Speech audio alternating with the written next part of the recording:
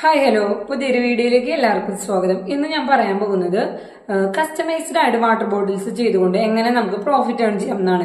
Customised water bottles എന്ന് പറയുമ്പോൾ ഇപ്പൊ ബാപ്റ്റിസം അല്ലെങ്കിൽ ബർത്ത്ഡേ ഫംഗ്ഷൻ, മാരേജ് ഫംഗ്ഷൻ, ഇതുമായിട്ട് റിലേറ്റ് ചെയ്തിട്ടുള്ള ഫംഗ്ഷനായിട്ട് റിലേറ്റ് ചെയ്തിട്ട് നമ്മുടെ കസ്റ്റമർ നമുക്ക് തരുന്ന ഫോട്ടോ ഈ വാട്ടർ ബോട്ടിൽസ് ബ്രാൻഡിങ് സ്റ്റിക്കറായിട്ട് ഒട്ടിച്ചു കൊടുക്കുക. അതാണ് ഈ കസ്റ്റമൈസ്ഡ് വാട്ടർ ബോട്ടിൽസ് എന്ന് പറയുന്നത്.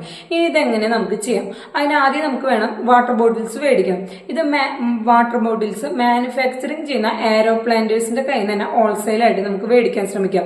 ഒരു 250 ml ഒരു ബോട്ടിലിന് ഏകദേശം 4 രൂപ തൊട്ട് 5 രൂപ വരെയൊക്കെ റേറ്റ് വരുള്ളൂ. അപ്പൊ അങ്ങനെ നമ്മൾ മേടിച്ച് നമ്മുടെ കസ്റ്റമർ എന്താണ് പ്രിഫർ ചെയ്യുന്നത് ആ ഫോട്ടോ ഇവരുടെ ബ്രാൻഡായിട്ട് നമ്മൾ ഇതുമേ സ്റ്റിക്ക് ചെയ്തിട്ട് നമ്മൾ നമ്മുടെ കസ്റ്റമേഴ്സിന് കൊടുക്കാം. നമ്മുടെ എല്ലാ എക്സ്പെൻസും കഴിഞ്ഞിട്ട് ഒരു ബോട്ടിലും 5 രൂപയെങ്കിലും നമ്മൾ കയറ്റി വെച്ചിട്ട് കൊടുക്കുകയാണെന്നുണ്ടെങ്കിൽ നല്ല രീതിയിൽ തന്നെ നമുക്ക് ഏണിങ്സ് ഉണ്ടാക്കാൻ പറ്റും.